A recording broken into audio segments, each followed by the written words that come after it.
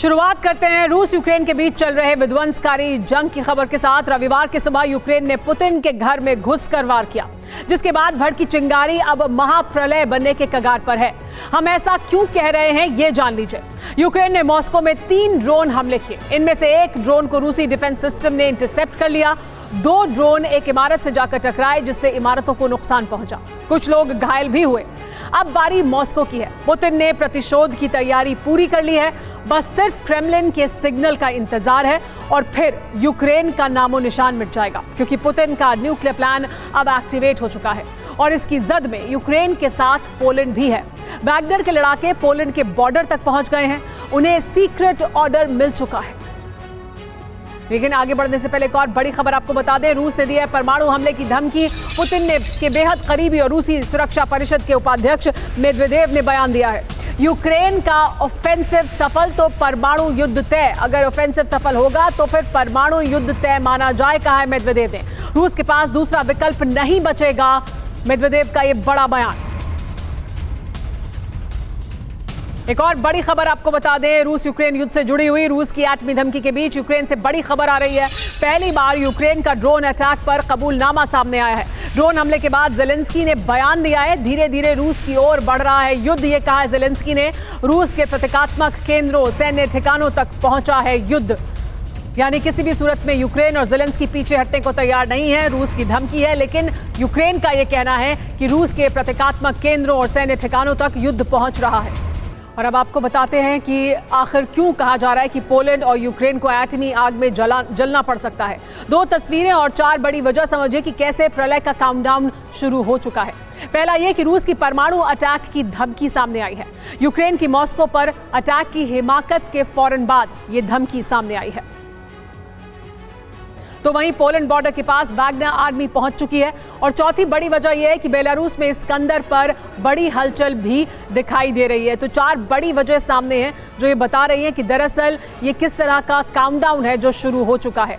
देखिए, पहली बड़ी वजह यह है कि रूस की परमाणु अटैक की धमकी सामने आई है।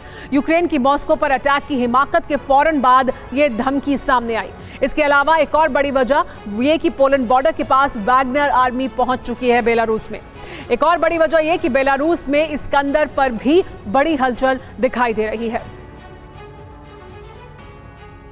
रूस के अंदर यूक्रेन के हमलों के बाद पुतिन बहुत गुस्से में है। मॉस्को पर हमलों के तुरंत बाद ही पुतिन ने यूक्रेन को जमींदोज करने की ठान ली है। पुतिन की फोर्स ने यूक्रेन से प्रतिशोध लेना शुरू कर दिया है।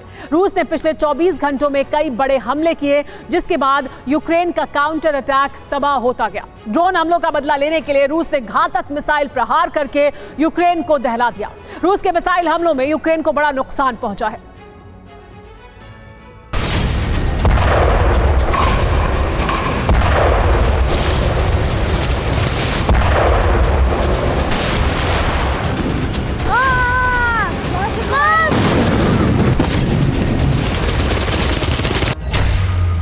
रूस की जमीन पर हमला, पुतिन लाएंगे जलजला।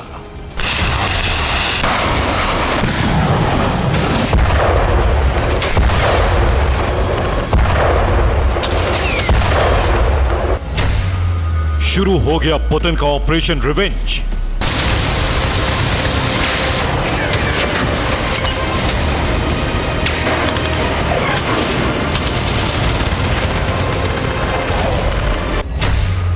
यूक्रेन में 24 घंटे में सबसे बड़ा रक्तपात।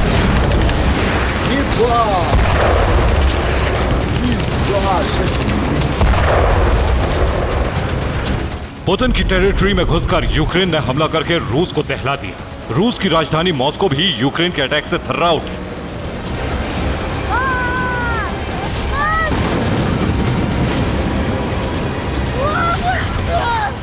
यूक्रेन ने रूस के अंदर हमला तो कर दिया, लेकिन यूक्रेनी हमलों के 24 घंटे के अंदर ही पुतिन ने यूक्रेन में भयानक हमला करके चेतावनी दे दी कि रूस के अंदर इस बार हमला करना यूक्रेन को कितना भारी पड़ने वाला है।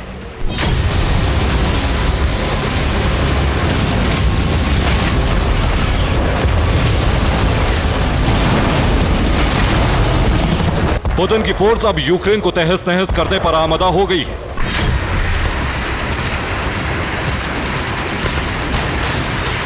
रूस के अंदर अटैक के बाद पुतिन की फोर्स ने यूक्रेन में प्रलयकारी हमले करने शुरू कर दिए। पुतिन की सेना इस प्रतिशोध से यूक्रेन को जमींदोज करने की ठान चुकी है।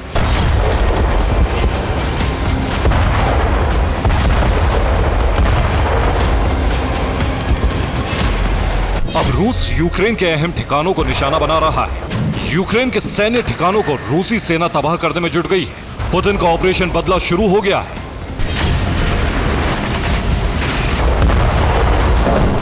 यूक्रेन के काउंटर ऑफेंसिव के खिलाफ रूस ने 24 घंटे के अंदर नई रणनीति अपना ली है। यूक्रेन पर रूस ने मिसाइलों की जमकर बारिश की।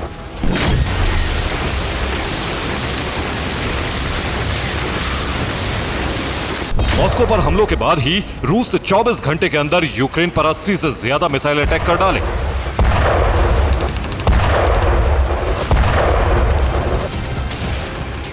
यूक्रेन के काउंटर अटैक के बाद रूसी एयरफोर्स ने 24 घंटे में 53 MLRS अटैक किए।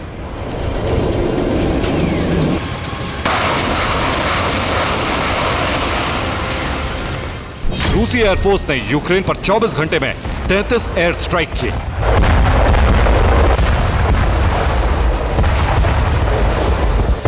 रूस ने ज्यादातर हमले ज़ेपोरिज़िया, चेर्निहिव, खार्किव और कुपियांस्क में किए।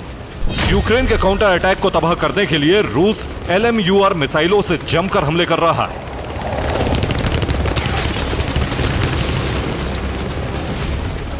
LMUR मिसाइलों का रूस पहले से ही Ka-52M हेलीकॉप्टरों के जरिए इस्तेमाल कर रहा है। LMUR मिसाइलों से यूक्रेनी बख्तरबंद वाहनों को रूस तबाह करता जा रहा है।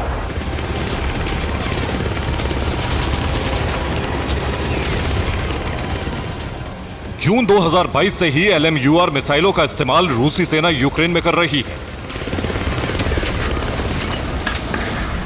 LMUR मिसाइलों का इस्तेमाल रूसी फोर्स ज्यादातर यूक्रेन की इमारतों और गोदामों को तबाह करने के लिए करती है। हालांकि ये रूसी मिसाइल पॉन्टून पुलों और उनके आसपास सैन्य ठिकानों को भी टारगेट करती है।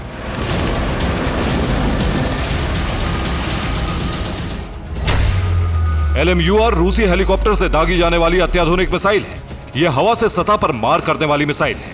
रूस की घातक LMUR मिसाइल को यूक्रेन के हथियार नहीं रोक पाते हैं। यूक्रेन के मैनपैड की रेंज से पहले ही इस मिसाइल को रूसी हेलीकॉप्टर दाग देते हैं।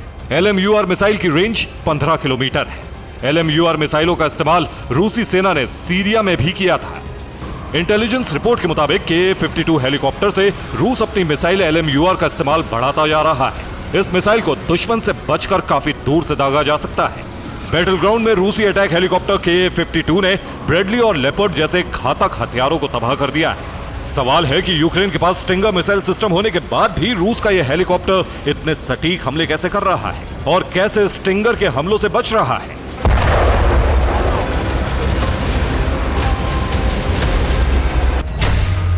यूक्रेन की इंटेलिजेंस रिपोर्ट है कि रूस ने अपने Ka-52 हेलीकॉप्टर को अपग्रेड किया है। रूस ने Ka-52 होकम और Ka-52 एलिगेटर दोनों हेलीकॉप्टरों को तकनीकी तौर पर अपग्रेड कर दिया है। हेलीकॉप्टर में एक नई एंटी टैंक मिसाइल LMUR लगाई है। नई मिसाइल की रेंज का फायदा उठाकर हेलीकॉप्टर स्टिंगर मिसाइल हमले से बच जाते हैं। यूक्रेन जंग में रूस के Ka-52 हेलीकॉप्टर गेम चेंजर साबित हो रहे हैं। जून के महीने में यूक्रेन के काउंटर ऑफेंसिव की ताकत को इन Ka-52 हेलीकॉप्टर्स ने खत्म कर दिया है। मॉस्को पर यूक्रेन के हमले के बाद ज़ेपोरिज़िया में रूस की एयर स्ट्राइक बढ़ती जा रही है।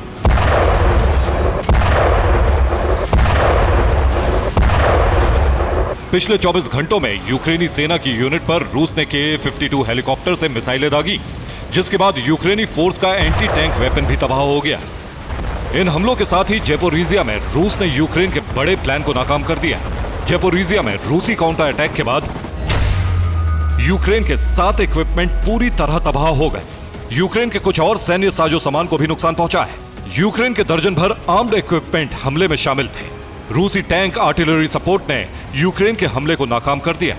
रिपोर्ट के मुताबिक यूक्रेनी सैनिक रूसी डिफेंस में सेंध लगाने की कोशिश कर रहे थे और झाड़ियों में छिपकर आगे बढ़ रहे थे। पिछले 24 घंटों में ज़ेपोरिज़िया सहित ईस्टर्न फ्रंट लाइन के कई मोर्चों पर रूस ने विध्वंसक हमले किए। यूक्रेन के हमलों का जवाब देने के लिए पुतिन ने अपने कई गेम चेंजर हेलीकॉप्टर्स की नई तैनाती की है। ज़ेपोरिज़िया के साथ ही सूमी में भी रूस ने भीषण हमला किया।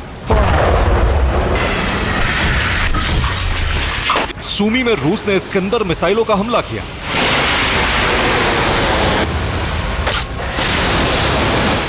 सूमी के इंडस्ट्रियल एरिया पर रूस ने मिसाइल दागकर दहशत पैदा कर दी।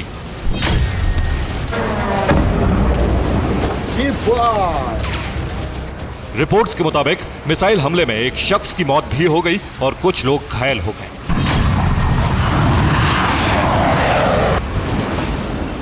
रिपोर्ट के मुताबिक बाखमुत में भी यूक्रेन ने रूसी फोर्स पर अटैक की कोशिश की थी, लेकिन यूक्रेनी हमले को रूस ने नाकाम कर दिया। बाखमुत में 3 यूक्रेनी आर्म्ड कैरियर भी रूस ने तबाह कर दिए। Bureau report, TV9 Bharatvarsh. Moscow attack के बाद पुतिन का बड़ा बयान सामने आया। इस वक्त की बड़ी खबर, रूस की ओर बढ़ती दुश्मन सेना अस्वीकार्य है, कहा पुतिन ने। यूक्रेन को नेटो का साथ हमारे लिए बड़ा खतरा है। पुतिन का ये बड़ा बयान रूस यूक्रेन युद्ध से जुड़ा हुआ। बॉर्डर पार से साजिश बर्दाश्त नहीं होगी। रूस की तरफ बढ़ते हुए कदम किसी भी तरह से स्वीकार्य नहीं है। यूक्रेन को नेटो का साथ हमारे लिए एक बड़ा खतरा है।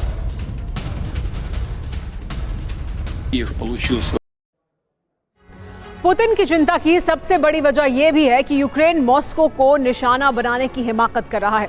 इस बार तो रूस की अभेद्य 5 लेयर की सुरक्षा भी ड्रोन अटैक रोकने में नाकाम साबित हुई, ध्वस्त हो गई। अब सवाल यह है कि यूक्रेन के ये हमले कामयाब कैसे हो गए, किस तरह के सवाल सामने हैं। सवाल इसलिए उठ रहे हैं क्योंकि मॉस्को की सुरक्षा की 5 लेयर हैं और इन कवचों को भेद पाना करीब करीब नामुमकिन है। इसमें सबसे बाहरी लेयर पर S-500 एयर डिफेंस सिस्टम तैनात है, जो मिसाइल और फाइटर जेट से मॉस्को को बचाता है। वहीं दूसरी लेयर कारुश्का इलेक्ट्रो वॉरफेयर सिस्टम की है। यह लेयर माइक्रो और मैक्रो ड्रोन्स को भी मॉस्को की अहम इमारतों तक पहुंचने से पहले नाकाम कर देती है। बात अगर तीसरी लेयर की करें तो इसमें self propelled medium range surface to air missile और anti aircraft artillery system Pantsir तैनात है, जो एक साथ कई हमले करने में सक्षम है। जबकि चौथी लेयर में short range 9K 330 toured missile system Moscow की सुरक्षा में लगाया गया है। और सबसे अंतिम 5वीं लेयर में एंटी ड्रोन सिस्टम तो तैनात है ही, साथ ही एंटी ड्रोन गन के साथ रूसी फोर्स के माहिर सैनिक भी तैनात हैं। यही वजह है कि इस हमले पर अब सवाल उठ रहे हैं।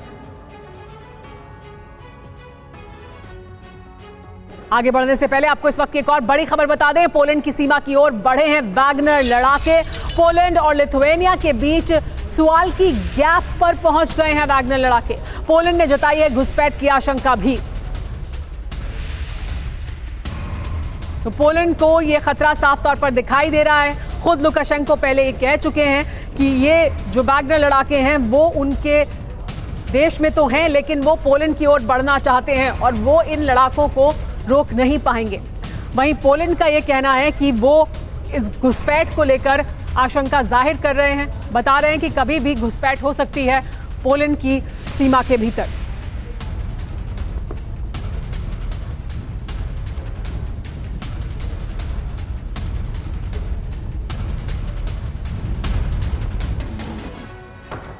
और आइए अब आप समझिए कि कैसे पोलैंड के बॉर्डर के पास हलचल बढ़ गई है।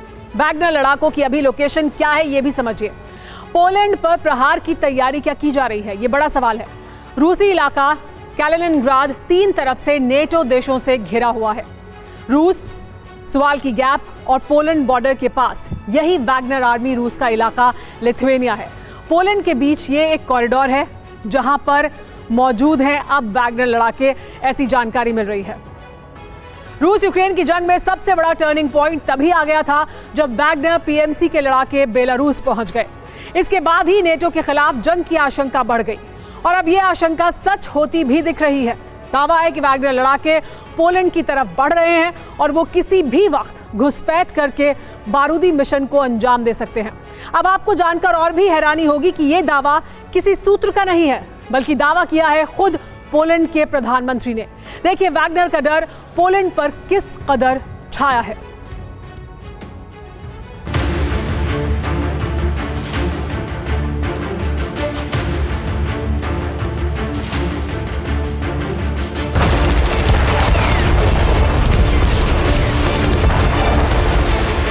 सिर्फ 9 दिन बीते हैं प्रेसिडेंट पुतिन और लुकाशेंको की इस मुलाकात को।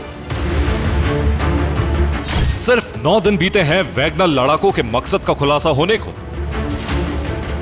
और नाटो की सीमा पोलैंड में दहशत दिखने लगी है। ये पोलैंड के सैनिक हैं और ये आवाज उनकी जंग की तैयारी की गवाह है। ये शपथ है पोलैंड की सीमा की सुरक्षा के लिए अपनी जान की बाजी लगाने की, रूस के खिलाफ बारूदी बवंडर उठाने की।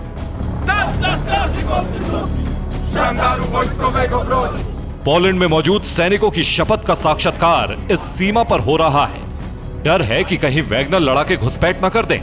खौफ है कि कहीं वैगनर पीएमसी सुवाल्की को हासिल करने में कामयाब ना हो जाए। और वैगनर की इस दहशत का प्रमाण है खुद पोलैंड के पीएम माट्यूज मोराविकी। उनके मुताबिक 100 से ज्यादा वैगनर लड़ाके सीमा की तरफ बढ़े हैं। वैगनर लड़ाके सुवाल्की कॉरिडोर की तरफ जा रहे हैं। इस समय वैगनर्स ने बेलारूस के शहर ग्रोडनो में पड़ाव डाला है और बेलारूस के ग्रोडनो से पोलैंड सीमा दूर नहीं है। यही वजह है कि पोलैंड में तैनात जवानों ने मोर्चा संभालने के लिए हथियार उठा लिए हैं और वो सीमा की तरफ आगे बढ़ने लगे हैं। लेकिन इस मार्च में सैनिकों के चेहरे पर जीत की उम्मीद वाली चमक कम, वैगनर पीएमसी का खौफ ज्यादा है। इसलिए इस वक्त जो कदम उठाया गया है वो डिफेंस के दायरे में है।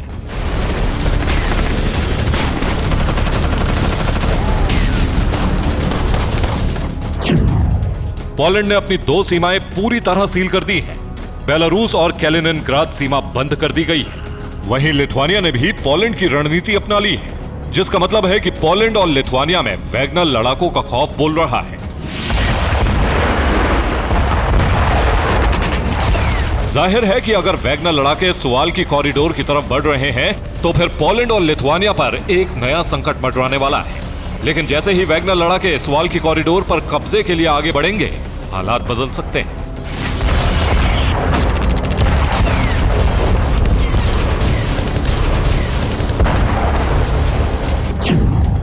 नाटो के लिए स्थिति सीधी जंग की बन जाएगी। नाटो मान लेगा कि पुतिन ने पोलैंड फ्रंट खोल दिया है। वैगनर लड़ाकों के एक्शन को पुतिन का ऑर्डर माना जाएगा और फिर पोलैंड में नाटो सेना को मोर्चा संभालना पड़ेगा। मुमकिन तौर पर यह क्रेमलिन की ही रणनीति हो सकती है, क्योंकि कैलिनिनग्राद रूस का हिस्सा है और बाल्टिक समझौते के तहत कैलिनिनग्राद तक पहुंचने के लिए रूस बेलारूस की सीमा से सुवाल्की कॉरिडोर का इस्तेमाल कर सकता है। वहीं 100 किलोमीटर के सुवाल्की कॉरिडोर पर वैगनर्स के जरिए कब्जा करके पुतिन नाटो की मदद का वो रास्ता खत्म कर देंगे जो पोलैंड को लिथुआनिया, लातविया और एस्टोनिया जैसे बाल्टिक देश से जोड़ता है। इसका मतलब है कि पुतिन वैगनर लड़ाकों के जरिए नाटो पर हमला करना चाहते हैं ताकि यूक्रेन को मिल रही मदद को रोककर नाटो अपनी सीमा पर ज्यादा ध्यान दे, जिससे यूक्रेन की जंग में जीत आसान हो जाएगी। Bureau report, TV9 Bharatvarsh.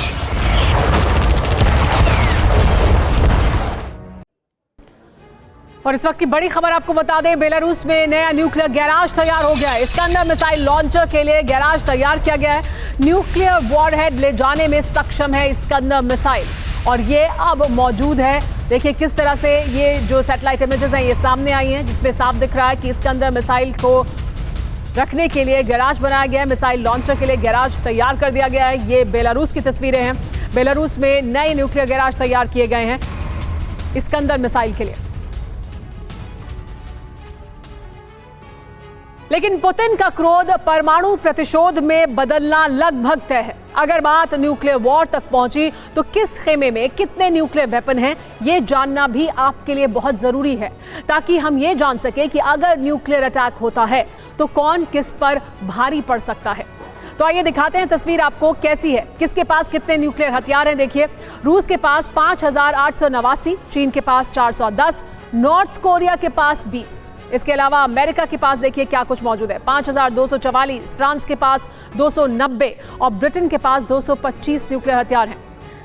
ये स्टैटिका 2023 की सोर्स है, उसके मुताबिक हम आपको जानकारी दे रहे हैं। लेकिन साथ ही एक बड़ी चिंता यह है कि लगातार ये हथियारों की संख्या बढ़ा रहे हैं देश, और वो देश जिनके पास ये नहीं थे न्यूक्लियर हथियार वो भी इस रेस में शामिल हो रहे हैं। एक और बड़ी खबर आपको बता दें, बॉर्डर पर वैगनर की मौजूदगी के बीच पोलैंड से बड़ी खबर सामने आ रही है। यूरोप की सबसे बड़ी थल सेना बनाने की तैयारी में है पोलैंड। कई सैनिकों के शपथ लेते तस्वीर सामने आई है। रूस से पनपे खतरे को देखते हुए ये बड़ा कदम उठाया गया है पोलैंड द्वारा, यानी पोलैंड तैयार है किसी भी तरह की स्थिति से लड़ने के लिए। सबसे बड़ी सेना बनाने की तैयारी भी कर रहा है पोलैंड। लेकिन इस बीच रूस में नेवी डे की तैयारियां फाइनल हो चुकी थी। सेना के बड़े ऑफिसर और पुतिन भी नेवी डे परेड में शामिल होने वाले थे, लेकिन उससे ठीक पहले यूक्रेन ने रूस क्रेमलिन तक खलबली मचा दी। यूक्रेन ने क्रीमिया पर 25 बार हमले की कोशिश की। यूक्रेन की तरफ से ड्रोन लगातार क्रीमिया की तरफ आते रहे, तो दूसरी तरफ यूक्रेन स्टॉर्म शैडो मिसाइलों से भी हमला करता रहा। क्रीमिया से लेकर खेरसॉन बॉर्डर तक रूस की सेना कई घंटे तक यूक्रेनी ड्रोन और मिसाइलों को रोकने में व्यस्त रही। यूक्रेन के सभी हमले नाकाम जरूर रहे, लेकिन पुतिन ने यूक्रेन को सबक सिखाने का फैसला कर लिया है।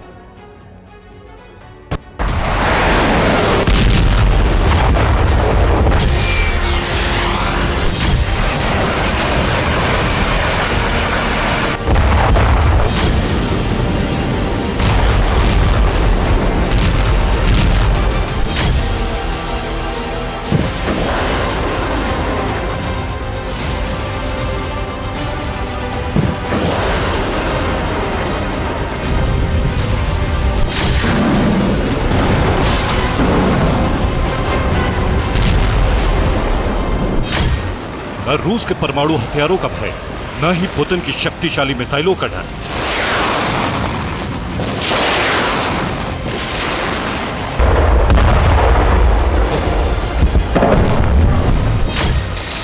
आर पार की लड़ाई में अब यूक्रेन हर हद से गुजर जाना चाहता है। अब रूस की जमीन को दहलाने में कोई कसर नहीं छोड़ता है यूक्रेन।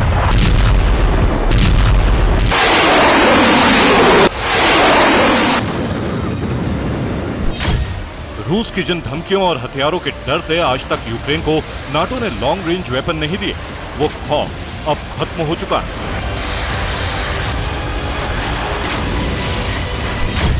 यूक्रेन के ड्रोन और यूक्रेन से चलने वाली मिसाइलें अब बार बार सरहद पार जा रही हैं। एक दिन पहले ही आपने देखा कि कैसे यूक्रेन ने रूस के रोस्तोव में मिसाइल से हमला किया।